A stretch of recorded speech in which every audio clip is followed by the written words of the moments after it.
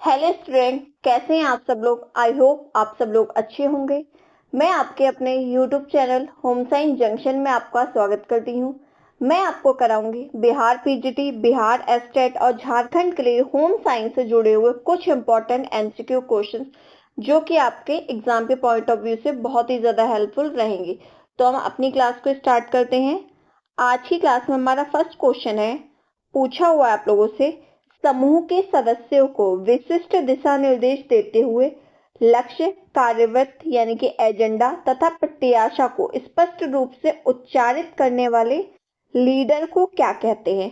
तो क्या पूछा हुआ है क्वेश्चन में आपसे, समूह के सदस्यों को जो विशिष्ट दिशा निर्देश देते हैं यानी कि मार्गदर्शन देते हुए लक्ष्य, कार्यवृत्त यानी कि एजेंडा तथा प्रत्याशा को स्पष्ट रूप से उच्चारित करने वाले लीडर को क्या कहा जाता है, ये बताना है आपको। ऑप्शन दिए हुए इसमें, फर्स्ट ऑप्शन है निर्देशात्मक लीडर, सेकंड ऑप्शन है सहभागी लीडर, थर्ड ऑप्शन है संपोषक लीडर एंड लास्ट ऑप्शन है आपका उपलब्धि अभिमुख लीडर। तो ऐसा लीडर जो विशिष्ट दिशा निर्देश देते हुए या मार्गदर्शन देते हुए गोल्स को प्राप्त करने, कार्यवृत्त, एजेंडा तथा प्रत्याशा को स्पष्ट रूप से उच्चारित करने वाले लीडर के नाम से जो जाना जाता है ना, उसको कहते हैं निर्देशात्मक लीडर। ठीक है, तो ऑप्शन ए क्या हो जाएगा, राइट आंसर हो जाएगा निर्देशात्मक लीडर, यानी कि निर्देश दे रहा है, मार्गदर्शन दे रहा है। क्लियर है आपको ये क्वेश्चन। सेकंड क्वेश्चन देखते हैं हम अपना। सेकंड क्वेश्चन में पूछा है आपसे, language and thought of child किसके द्वारा लिखी गई पुस्तक है। एक आपकी बुक का नाम है, बुक का नाम क्या है, language and thought of child. तो ये किसके द्वारा लिखी गई है, आपको ये बताना है। ऑप्शन दिए हुए हैं, टाइडमैन के द्वारा, या डार्विन के द्वारा लिखी गई है, या पियाजे के द्वारा लिखी गई है, या प्रेयर के द्वारा लिखी गई है। तो ये जो बुक है ना, language and thought of child, इसको लिखा था किसने, इसको लिखा है पियाजे ने। तो ऑप्शन सी क्या हो जाएगा, आपका राइट आंसर हो जाएगा। अब पियाजे ने भी कब लिखा है, ये लिखा है सर 1923 में। ठीक है, हो सकता है अगली बार किसी एग्जाम में आपसे language and thought of child इस बुक के अलावा पियाजे की और किसी बुक का नाम पूछ लिया जाए, तो हम इसके द्वारा मतलब पियाजे के द्वारा और बुक्स को भी देख लेते हैं। इन्होंने कुछ बुक्स और भी लिखी हैं जिनके नाम क्या हैं, जिनके नाम है आपके the psychology of the child, ये बुक लिखी है इन्होंने 1966 में। फिर इनकी बुक है एक द साइकोलॉजी ऑफ इंटेलिजेंस, ये बुक लिखी है इन्होंने 1974 में। और फिर इनकी थर्ड बुक का नाम है the origins of intelligence in child, ये बुक लिखी है इन्होंने 1936 में। और नेक्स्ट बुक का नाम है इनकी the moral judgement of the child, ये बुक लिखी है सर 1932 में। फिर एक और बुक का इनके नाम दिया गया है the construction of reality in the child, ये बुक लिखी है इन्होंने सन 1954 में। तो इनके बुक के नाम भी मेंशन है, इनके ईयर भी मेंशन है। तो आप लोग को क्या करना है, इसके नोट्स बना लेने हैं और उसको रिवाइज अच्छे से करना है, जिससे अगर एग्जाम में इन बुक्सों में से कोई भी नाम पूछ लिया जाए ना, तो आप आसानी से इसका आंसर दे सके इजिली तरीके से। ठीक है, क्लियर है आपको। थर्ड क्वेश्चन देखते हैं हम अपना। थर्ड क्वेश्चन में पूछा है आपसे, व्यवसायिक निर्देशन में बल देना चाहिए। तो आपको ये बताना है जो व्यवसायिक निर्देशन है ना, उसमें किस बात पर बल देना चाहिए, नौकरी दिलाने पर बल देना चाहिए, या सेवार्थी को उचित नौकरी ढूंढने में सहायता देने पर बल देना चाहिए, या शिक्षा व्यवस्था को वृत्ति उन्मुख बनाने पर बल देना चाहिए, या लास्ट ऑप्शन दिया हुआ आपको, या सेवार्थी को उचित वृत्ति चयन में सहायता करने पर बल देना चाहिए। तो जो व्यवसायिक निर्देशन में बल दिया जाता है ना, वो दिया जाता है शिक्षा व्यवस्था को वृत्ति उन्मुख बनाने पर। तो ऑप्शन सी क्या हो जाएगा, आपका राइट आंसर हो जाएगा। ठीक है, क्लियर है आपको ये क्वेश्चन। नेक्स्ट क्वेश्चन देखते हैं हम। इस क्वेश्चन में आपसे पूछा हुआ है, किसके अनुसार नैतिक विकास दो चरणों में होता है। तो आपको ये बताना है कि किसके अनुसार जो नैतिक विकास होता है यानी कि जो मोरल डेवलपमेंट होता है वो दो चरणों में होता है। ऑप्शन दिए हुए हैं, फर्स्ट ऑप्शन है न्यू गार्टन, सेकंड ऑप्शन है हैविंगहर्स्ट, ये गलत दिया हुआ है, ये आ जाएगा आपका हैविंगहर्स्ट। ठीक है, थर्ड ऑप्शन है पियाजे एंड लास्ट ऑप्शन है आपका एरिक्सन। तो नैतिक विकास को दो चरणों में किसने बांटा है, दो चरणों में दिया है पियाजे ने। तो ऑप्शन सी क्या हो जाएगा, राइट आंसर हो जाएगा। दो चरण में इसका प्रथम चरण कौन सा है? विषम नैतिकता। क्या है? विषम नैतिकता। ध्यान रखने हैं आपको, कई बार 2 चरण के नाम भी पूछ लेता है वो। इसका जो दूसरा है वो होता है स्वायत्त नैतिकता। ठीक है, क्या है? स्वायत्त नैतिकता। तो ये आपको ध्यान रखने हैं। और अगर आप लोगों को क्लास अच्छी लग रही हो, क्वेश्चन समझ में आ रहे हो, तो आप क्लास को लाइक कर दीजिएगा और शेयर कर दीजिएगा। क्वेश्चन में पूछा आपसे, कोलबर्ग के अनुसार नैतिक विकास का प्रथम स्तर क्या है? क्या पूछा है क्वेश्चन में? कोलबर्ग के अनुसार नैतिक विकास का प्रथम स्तर क्या है? ऑप्शन दिए हुए हैं। फर्स्ट ऑप्शन है कन्वेंशनल स्तर, सेकंड ऑप्शन है उत्तर कन्वेंशनल स्तर, थर्ड ऑप्शन है आपका पूर्व कन्वेंशनल स्तर एंड लास्ट ऑप्शन है उपरोक्त में से कोई नहीं। तो कोलबर्ग के अनुसार जो नैतिक विकास का प्रथम चरण होता है ना, वो होता है पूर्व कन्वेंशनल स्तर, यानी कि ऑप्शन सी क्या हो जाएगा? आपका राइट आंसर हो जाएगा। ठीक है, क्लियर है आपको ये? नेक्स्ट क्वेश्चन देखते हैं हम। इस क्वेश्चन में पूछा है आपसे, इंसुलिन हार्मोन का मुख्य कार्य क्या है? तो आपको ये बताना है जो इंसुलिन नामक हार्मोन होता है, इसका मुख्य कार्य क्या है? ऑप्शन दिए हुए हैं। फर्स्ट ऑप्शन है प्रोटीन को शरीर में नियंत्रित करना, सेकंड ऑप्शन है कार्बोहाइड्रेट का नियंत्रण, थर्ड ऑप्शन है आपका वसा का नियंत्रण एंड लास्ट ऑप्शन है आपका उपयुक्त सभी। तो जो इंसुलिन हार्मोन का मुख्य कार्य होता है वो होता है कार्बोहाइड्रेट का नियंत्रण। तो ऑप्शन बी क्या हो जाएगा? आपका राइट आंसर हो जाएगा। और इंसुलिन क्या करता है? इंसुलिन पैनक्रियाज यानी कि इंसुलिन अग्नाशय के लैंगरहंस की दीपिकाओं के बीटा सेल से निकलता है। किससे निकलता है? इंसुलिन पैनक्रियाज की लैंगरहंस की दीपिकाओं के बीटा सेल से निकलता है। तो आपको ये ध्यान रखना है। नेक्स्ट क्वेश्चन में पूछा है आपसे, दूध का एक एक्सचेंज खाद्य विनिमय डैश प्रोटीन उपलब्ध कराता है? तो आपको ये बताना है, तो जो दूध का एक एक्सचेंज होता है खाद्य विनिमय, वो प्रोटीन कितना उपलब्ध कराता है? ऑप्शन दिया हुआ है 4 ग्राम, सेकंड ऑप्शन है 10 ग्राम, थर्ड ऑप्शन है 8 ग्राम एंड लास्ट ऑप्शन है आपका 12 यानी कि 12 ग्राम। तो जो दूध का एक एक्सचेंज होता है वो कितना प्रोटीन उपलब्ध कराता है? वो कराता है 4 ग्राम। ठीक है, कितना उपलब्ध कराता है? 4 ग्राम प्रोटीन उपलब्ध कराता है। तो ऑप्शन ए आपका क्या हो जाएगा? राइट आंसर हो जाएगा। ठीक है, नेक्स्ट क्वेश्चन देखते हैं हम। इस क्वेश्चन में पूछा हो आपसे मोतीझरा यानी कि टाइफाइड। मोतीझरा को किस नाम से भी जाना जाता है? टाइफाइड के नाम से भी जाना जाता है। तो आपको ये बताना है टाइफाइड का संक्रमण काल होता है कितने दिनों का होता है? संक्रमण काल ये पूछा हुआ है आपसे। ऑप्शन दिया हुआ है 2 से 7 दिन का, सेकंड ऑप्शन है 7 से 21 दिन का, थर्ड ऑप्शन है आपका 9 से 15 दिन का एंड लास्ट ऑप्शन है 15 से 30 दिन का। तो जो मोतीझरा टाइफाइड का संक्रमण काल होता है ना, वो होता है 7 से 21 दिन का। तो ऑप्शन बी क्या हो जाएगा? आपका राइट आंसर हो जाएगा। और जो टाइफाइड होता है ये किससे होता है? ये आपका फैलता है बैक्टीरिया से। किससे? बैक्टीरिया यानी कि जीवाणु से फैलता है। और इसके जीवाणु का नाम क्या होता है? इसके जीवाणु का नाम होता है साल्मोनेला टाइफी। याद रखना है, क्या याद रखना है आपको? साल्मोनेला टाइफी ये होता है टाइफाइड के जीवाणु का नाम। टाइफाइड में क्या होता है कि टाइफाइड में कुछ रोगियों के शरीर में छोटे छोटे सफेद कलर के दाने निकल आते हैं। ये दाने अक्सर कहाँ देखे जाते हैं? ये दाने अक्सर गले पर अधिकांशतः देखे जाते हैं। किस कलर के दाने होते हैं? दाने आपके छोटे छोटे व्हाइट कलर के होते हैं। क्लियर है आपको ये? नेक्स्ट क्वेश्चन देखते हैं हम। क्वेश्चन में पूछा हुआ है सर्व शिक्षा अभियान। सर्व शिक्षा अभियान को शॉर्ट में क्या कहते हैं?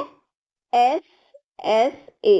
ठीक है, यानी कि सर्व शिक्षा अभियान का आरंभ इसलिए किया गया। तो आपको ये बताना है SSA का आरंभ किस लिए किया गया। ऑप्शन दिए हुए हैं शहरी क्षेत्रों में हाई स्कूल शिक्षा का सर्वव्यापक बनाने के लिए, या सेकंड ऑप्शन दिया हुआ है ग्रामीण क्षेत्रों में माध्यमिक स्कूल शिक्षा को सर्वव्यापक बनाने के लिए, थर्ड ऑप्शन दिया हुआ है गैर औपचारिक शिक्षा को सर्वव्यापक बनाने के लिए एंड लास्ट ऑप्शन है आपका प्राथमिक शिक्षा को सर्वव्यापक बनाने के लिए। ठीक है, तो इसमें राइट आंसर बताना है आपको क्या हो जाएगा। तो जो सर्व शिक्षा अभियान है यानी कि SSA का आरंभ किया गया था आपकी प्राथमिक शिक्षा को सर्वव्यापक बनाने के लिए। ठीक है, किसके लिए किया गया था? जो आपकी प्राइमरी एजुकेशन होती है उसको सर्वव्यापक बनाने के लिए किया गया था। और SSA यानी कि सर्व शिक्षा अभियान का आरंभ किया गया था सन 2001 में। कब किया गया था? 2001 में किया गया था। और इसका उद्देश्य क्या था? इसका उद्देश्य ये था कि इसमें 6 से 14 वर्ष के बालकों को, कितने को? 6 से 14 ईयर्स के बच्चों को निशुल्क और अनिवार्य शिक्षा दी जाए। ठीक है, क्लियर है आपको ये? तो सर्व शिक्षा अभियान किस लिए बनाया गया था? जिससे 6 से 14 वर्ष के बालकों को निशुल्क और अनिवार्य शिक्षा प्रदान की जा सके। ठीक है, क्लियर है आपको ये? नेक्स्ट क्वेश्चन देखते हैं हम। क्वेश्चन में पूछा है आपसे, स्वच्छता, संरक्षण एवं जलापूर्ति किसके कार्य हैं? तो आपको ये बताना है, क्या स्वच्छता हो गया, संरक्षण हो गया, जलापूर्ति किसके कार्य हैं? पंचायत के कार्य हैं, जिला परिषद के कार्य हैं, या पंचायत समिति के कार्य हैं, या उपयुक्त में से कोई नहीं? तो जो स्वच्छता, संरक्षण एवं जलापूर्ति है ना, ये आपके कार्य हैं पंचायत के। किसके कार्य हैं? पंचायत के। तो ऑप्शन ए क्या हो जाएगा? आपका राइट आंसर हो जाएगा। और पंचायती राज की स्थापना हुई थी आपकी 2 अक्टूबर। कब हुई थी पंचायती राज की स्थापना? 2 अक्टूबर सन 1959 को। और ये सबसे पहले की गई थी राजस्थान के नागौर जिले में। कहाँ की गई थी? राजस्थान के नागौर जिले में की गई थी स्थापना। और जो आपका पंचायत है तो पंचायती राज 3 स्तर पर कार्य करता है। कितने स्तर पर कार्य करता है पंचायती राज? 3 स्तर पर। पहला स्तर होता है इसका ग्राम स्तर।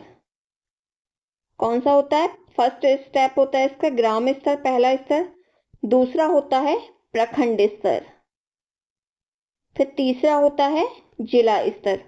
तो आपको ये ध्यान रखना है, ठीक है? जो पंचायती राज होता है 3 स्तर पर कार्य करता है।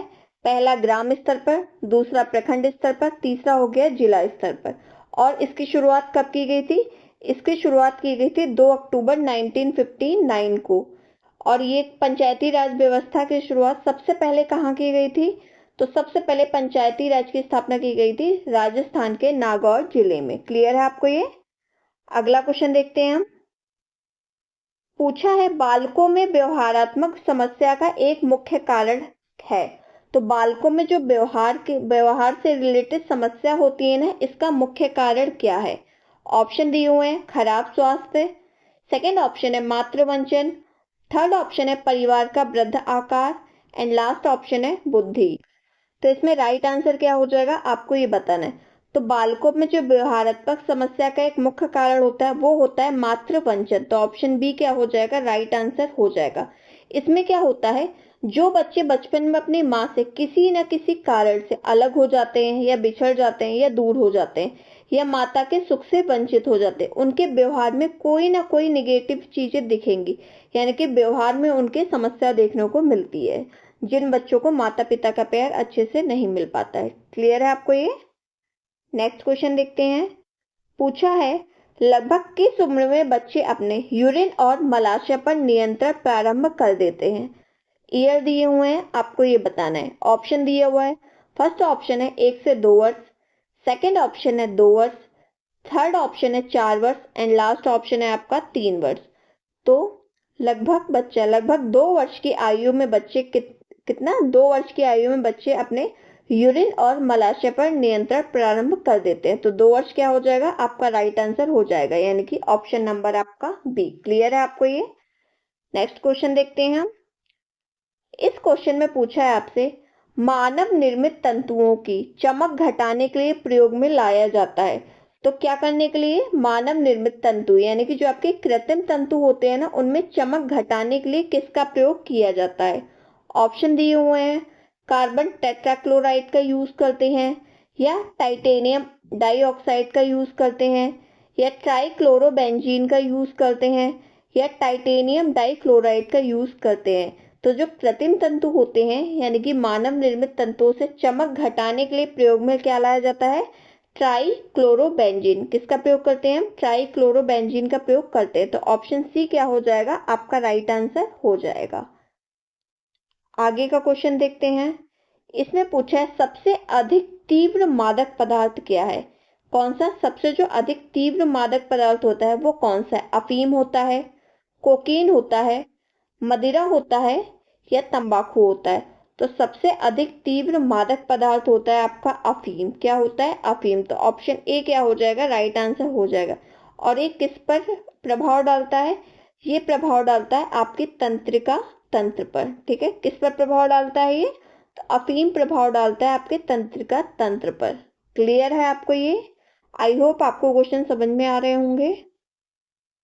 अगर आप लोगों को क्वेश्चन अच्छे लग रहे हो तो आप कमेंट सेक्शन में जरूर फीडबैक दीजिएगा कि आपको क्वेश्चन समझ में आ भी रहे हैं या नहीं आ रहे हैं। इस क्वेश्चन में पूछा हुआ है, कौशल भारत कार्यक्रम किसने प्रस्तावित किया? क्या पूछा हुआ है? कौशल भारत कार्यक्रम को किसने प्रस्तावित किया है? ऑप्शन दिए हुए हैं, श्री मनमोहन सिंह ने, सेकंड ऑप्शन है श्री नरेंद्र मोदी, थर्ड ऑप्शन है doctor Abdul Kalam and last option है पंडित जवाहरलाल नेहरू। ये भी आपका इंपॉर्टेंट क्वेश्चन है और न्यू क्वेश्चन है ये आपका। ठीक है, क्या पूछा है? कौशल भारत विकास, तो इसको प्रस्तावित किया था श्री नरेंद्र मोदी ने। तो ऑप्शन बी क्या हो जाएगा? राइट आंसर हो जाएगा। अब हमने ये तो देख लिया कि कौशल भारत कार्यक्रम को श्री नरेंद्र मोदी जी ने क्या किया? प्रस्तावित किया। पर अब हम ये भी देख लेते हैं कि कौशल भारत कार्यक्रम को कब प्रस्तावित किया गया। तो इसको प्रस्तावित किया गया था 15 जुलाई। कब प्रस्तावित किया गया? 15 जुलाई 2015 को। ऑप्शन इसमें बी आपका राइट आंसर हो गया। और कब किया गया था प्रारंभ इसका? 15 जुलाई 2015 को किया गया। और किस उद्देश्य से किया गया? तो जो कौशल भारत कार्यक्रम का उद्देश्य था वो था कि जो लोगों की स्किल डेवलपमेंट होती है ना, तो लोग अपनी क्या कर सके? अपनी स्किल को पहचान सके, उसकी ट्रेनिंग ले सके और उसका डेवलपमेंट कर सके। यानी कि इस कार्यक्रम का मूल लक्ष्य क्या था लागू करने का?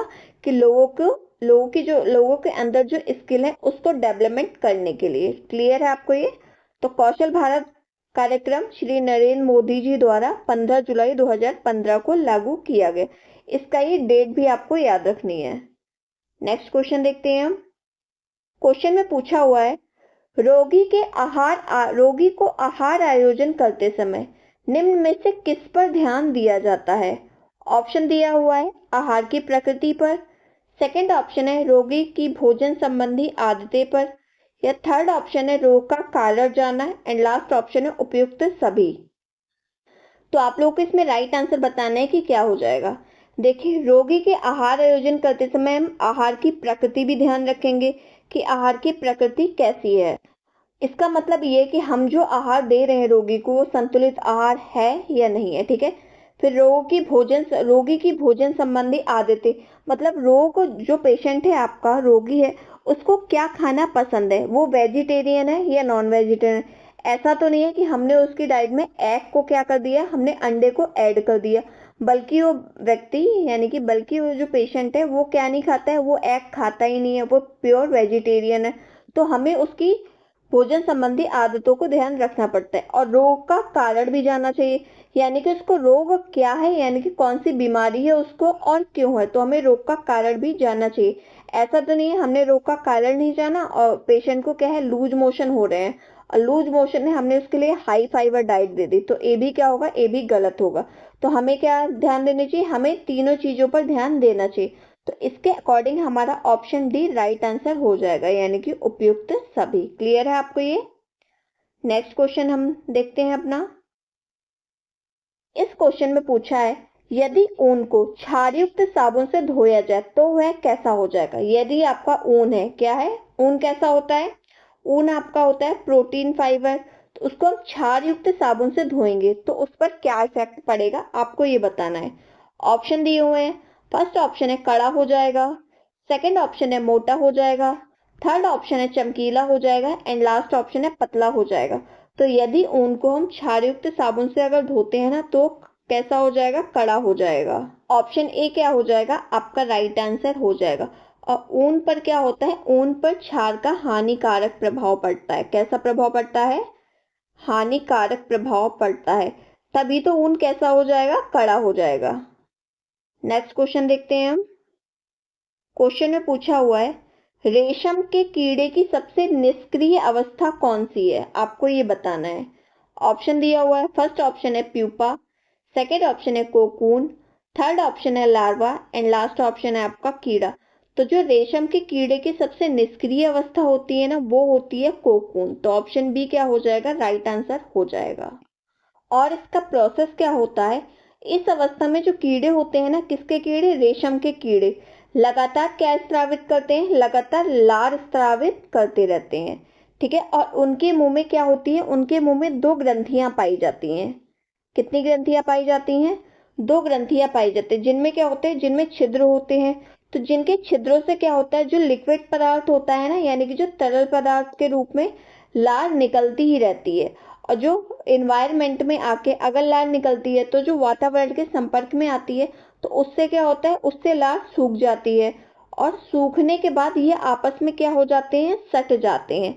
जिन्हें क्या करता है, जिन्हें प्यूपा जो होता है अपने तुरंत अपने शरीर पर लपेटना स्टार्ट कर देता है। और 24 घंटे में ही ये कीड़े इतने ज्यादा लार स्रावित कर देते हैं कि वो खुद उसी में छुपकर अपने ऊपर सेरेसिन नामक क्या होता है, सेरेसिन नामक की सफेद कोट बना लेते हैं। क्या कोट का क्या नाम होगा आपका, सेरेसिन।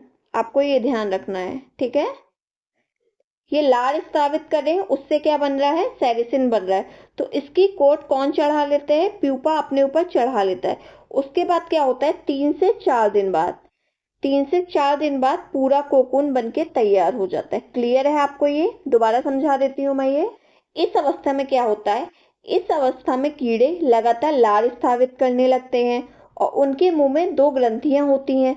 तो उन ग्रंथियों में क्या होते हैं, छिद्र होते हैं, यानी कि छिद्र। उसी ग्रंथियों से ये क्या करते हैं, लार को स्रावित करते हैं। और ये जो लार होती है, लार स्रावित होती है, लार बाहर निकलती है, तो ये वातावरण के कांटेक्ट में आके सूख जाती है। और सूखने के बाद क्या होता है, आपस में ही सट जाते हैं, जिन्हें प्यूपा क्या करता है, प्यूपा अपने ऊपर तुरंत शरीर पर लपेटते लग जाते हैं। और 24 घंटे में कीड़े इतने ज्यादा लार स्रावित कर देते हैं कि वो स्वयं उसी में क्या करते हैं, छुप जाते हैं। और छुपकर क्या करते हैं, अपने ऊपर सेरेसिन की सफेद कोट बना लेते हैं। फिर क्या होता है, कोट बनाने के बाद 3 से 4 दिन में पूरा कोकून बनकर तैयार हो जाता है। क्लियर होगा, क्लियर हो गया आपको अब आपको ये कॉन्सेप्ट पूरा। नेक्स्ट क्वेश्चन देखते हैं हम अपना। क्वेश्चन में पूछा हुआ है, रेशम के निर्माण की विधि व उसके अध्ययन को क्या कहते हैं। ये आपका जितना इजी क्वेश्चन लग रहा है उतना ही आपका इंपॉर्टेंट क्वेश्चन है। तो रेशम के निर्माण की विधि और उसका अध्ययन क्या कहलाता है, इरीकल्चर कहलाएगा, या पिसीकल्चर कहलाएगा, या कॉलोनी कल्चर कहलाएगा, या सेरीकल्चर कहलाता है। तो रेशम के निर्माण की विधि व उसका अध्ययन क्या कहलाता है, सेरीकल्चर कहलाता है। तो ऑप्शन डी क्या हो जाएगा, राइट आंसर हो जाएगा। अगला क्वेश्चन देखते हैं हम। पूछा हुआ है आप लोगों से, विकासात्मक कार्य का प्रत्यय दिया है। तो आपको ये बताना है कि विकासात्मक कार्य का प्रत्यय किसने दिया है, हर्लॉक ने दिया है, गैसेल ने दिया है, हेबिंगहर्स्ट ने दिया है, या पावलोव ने दिया है। तो विकासात्मक कार्य का प्रत्यय दिया है आपके हेबिंगहर्स्ट ने। तो ऑप्शन सी क्या हो जाएगा, आपका राइट आंसर हो जाएगा। अगला क्वेश्चन देखते हैं हम। क्वेश्चन में पूछा हुआ है, बच्चों के लिए किंडरगार्टन स्कूल की स्थापना की गई थी। तो ये बताना है आपको, किंडरगार्टन स्कूल की स्थापना किसने की थी। ऑप्शन दिए हुए हैं, जे रूसो द्वारा की गई है, या पेस्ट्रोलॉजी द्वारा की गई है, या जीन पियाजे द्वारा की गई है, या फ्रॉवेल द्वारा की गई है। तो किंडरगार्टन स्कूल की स्थापना की है फ्रॉवेल द्वारा। तो ऑप्शन डी क्या हो जाएगा, आपका राइट आंसर हो जाएगा। किंडरगार्टन, फ्रॉवेल यानी कि फूल, यानी कि फ्लावर कहाँ खिलते हैं, गार्डन में खिलते हैं। तो ये आपकी ट्रिक हो गई याद करने की, क्योंकि बहुत सारे कॉन्सेप्ट होते हैं, बहुत सारी चीजें हमें याद करनी पड़ती है, तो हम भूल जाते हैं। तो हम क्या कर सकते हैं, हम ट्रिक से भी चीजों को याद कर सकते हैं। जैसे फ्लावर यानी कि फूल, ठीक है। तो फ्लावर कहाँ खिलते हैं, गार्डन में खिलते हैं। तो किंडरगार्टन स्कूल की स्थापना किसने की, फ्रॉवेल ने की। और कब की, तो इन्होंने की थी सन 1840 में, यानी कि सन 1840 में की थी। और ये जर्मनी के पहले थे। कौन थे, जर्मनी के पहला किंडरगार्टन स्कूल खोला गया था, किसके लिए, बच्चों के लिए। और गार्डन का क्या होता है, गार्डन का मतलब होता है बच्चों का बगीचा। क्या होता है गार्डन का मतलब, बच्चों का बगीचा। क्लियर है आपको अभी ये। नेक्स्ट क्वेश्चन देखते हैं हम। पूछा है, ग्रामीण विकास की प्रक्रिया के लिए 3 सेवाओं की आवश्यकता होती है। तो जो ग्रामीण विकास यानी कि जो गांव का डेवलपमेंट होता है उसकी प्रक्रिया के लिए 3 सेवाओं की आवश्यकता होती है। तो आपको 3 सेवाएं बतानी है कि किस 3 सेवाओं की आवश्यकता होगी। ऑप्शन दिया हुआ है शोध, किसान और प्रसार। सेकंड ऑप्शन है गृहिणी, अध्यापन और प्रसार। थर्ड ऑप्शन है शोध, अध्यापन और प्रसार। एंड लास्ट ऑप्शन है आपका मार्गदर्शन, शोध और प्रशिक्षण। तो ग्रामीण विकास की प्रक्रिया के लिए जो 3 सेवाओं की आवश्यकता होती है वो 3 सेवाएं होती है आपकी शोध, अध्यापन और प्रसार। तो ऑप्शन सी क्या हो जाएगा, आपका राइट आंसर हो जाएगा। ठीक है, अगला क्वेश्चन देखते हैं हम। क्वेश्चन में पूछा है आपसे नर्सरी स्कूल के कार्यक्रम योजना में यह होना चाहिए। तो जो नर्सरी स्कूल का कार्यक्रम योजना होता है उसमें क्या होना चाहिए। ऑप्शन दिए हुए हैं प्रतिदिन की योजना होनी चाहिए, दीर्घकालिक योजना होनी चाहिए, या अंशकालिक योजना होनी चाहिए, या उपरोक्त सभी होना चाहिए। तो जो नर्सरी स्कूल के जो कार्यक्रम होते हैं ना, तो नर्सरी स्कूल के कार्यक्रम योजना में प्रतिदिन की योजना भी होनी चाहिए और दीर्घकालिक योजना यानी कि लंबे समय के लिए योजना भी होनी चाहिए और अंशकालिक योजना भी होना चाहिए। तो क्या होना चाहिए, इन सभी योजनाओं का एक बैलेंस होना चाहिए अच्छे से। तो इसके अकॉर्डिंग हमारा क्या हो जाएगा, ऑप्शन डी हमारा राइट आंसर हो जाएगा, यानी कि उपरोक्त सभी। नेक्स्ट क्वेश्चन देखते हैं हम। क्वेश्चन में पूछा हुआ है ऊनी वस्त्रों को धोने का सबसे उपयुक्त तरीका है। तो ऊनी वस्त्रों को धोने का सबसे उपयुक्त तरीका कौन सा है, आपको ये बताना है। ऑप्शन दिए हुए हैं। फर्स्ट ऑप्शन है हाथ से साबुन और पानी की सहायता से। सेकंड ऑप्शन है हाथ से डिटर्जेंट पाउडर और पानी से। थर्ड ऑप्शन है कपड़े धोने की मशीन पाउडर और पानी से। एंड लास्ट ऑप्शन है आपका शुष्क धुलाई विधि से। तो जो ऊनी वस्त्रों को धोने की सबसे उपयुक्त तरीका होता है ना, वो कैसा होता है, वो होता है आपका शुष्क धुलाई विधि से, यानी कि ड्राई क्लीनिंग मेथड से। तो ऑप्शन डी क्या हो जाएगा, आपका राइट आंसर हो जाएगा। जो ऊनी वस्त्र होते हैं वो रगड़ बिल्कुल भी सह नहीं सकते, ठीक है। और यदि हम ऊनी कपड़ों को रगड़ देंगे तो रगड़ने से क्या होगा, वस्त्र कमजोर हो जाएंगे और इनका जो शेप होता है ना वो भी बिगड़ जाता है, यानी कि आकार परिवर्तन हो जाएगा। अगला क्वेश्चन देखते हैं हम। पूछा हुआ है आनुवांशिकी पदार्थ में डैश परिवर्तन होते हैं। तो आनुवांशिक पदार्थ में परिवर्तन कैसे होते हैं, आपको ये बताना है। ऑप्शन दिया हुआ है उत्परिवर्तन होते हैं, चक्र होता है, गुण होता है, या कोशिका में परिवर्तन होते हैं। तो जो आनुवांशिक पदार्थ में परिवर्तन होते हैं ना, तो वो किस में परिवर्तन होते हैं, वो होते हैं कोशिका में परिवर्तन, यानी कि सेल डिवीजन होता है। तो ऑप्शन डी क्या हो जाएगा, आपका राइट आंसर हो जाएगा, यानी कि कोशिका, सेल। नेक्स्ट क्वेश्चन देखते हैं। इस क्वेश्चन में पूछा हुआ है सबसे पहले रेशम का उत्पादन कहाँ हुआ था, आपको ये बताना है। भारत में हुआ, जापान में हुआ, फ्रांस में हुआ, या चीन में हुआ। तो सबसे पहले जो किसका रेशम का उत्पादन हुआ था वो हुआ था चीन में। तो ऑप्शन डी क्या हो जाएगा, आपका राइट आंसर हो जाएगा। और रेशम का कीड़ा कीट के कोकून से प्राप्त किया जाता है। किससे प्राप्त किया जाता है, कोकून से प्राप्त किया जाता है रेशम। क्लियर है आपके, रेशम का कीड़ा कीट के कोकून से प्राप्त किया जाता है। और रेशम के अध्ययन को क्या कहा जाता है, रेशम के अध्ययन को कहा जाता है सेरीकल्चर, जो कि हमने अपनी प्रीवियस क्वेश्चन में भी देखा हुआ था। क्लियर है आपको ये। और ये जो फ्रांस दिया हुआ है ना, फ्रांस आपकी फैशन की राजधानी कहलाती है।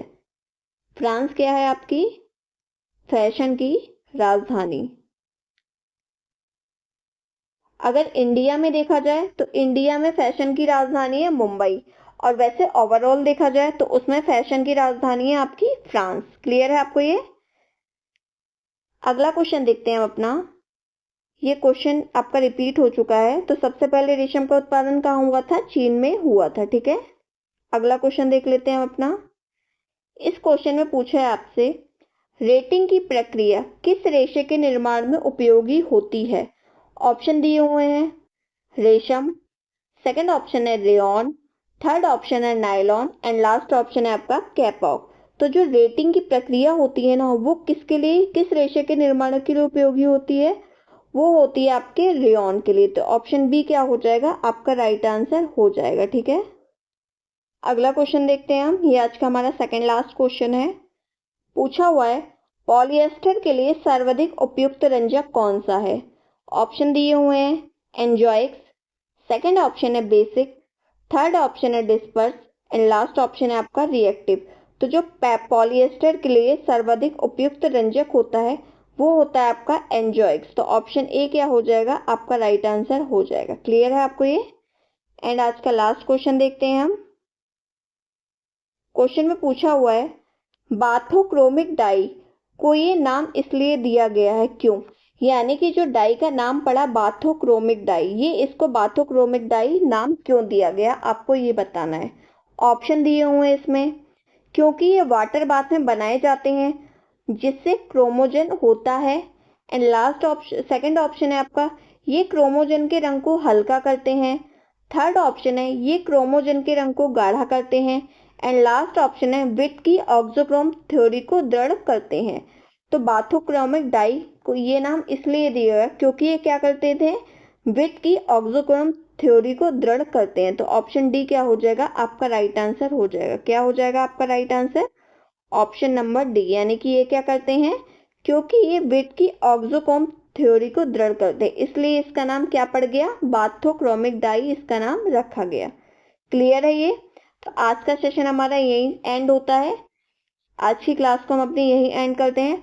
आई होप आपको क्वेश्चन समझ में आए होंगे। आप अपना क्लास के बाद फीडबैक जरूर दिया कीजिए कमेंट सेक्शन में कि आपको क्वेश्चन समझ में आ रहे हैं या नहीं आ रहे हैं। ये जो भी आपके क्वेश्चन प्रैक्टिस है ये आपके चलते हैं डिफरेंट टीजीटी पीजीटी एग्जाम्स के पीवाईक्यू से।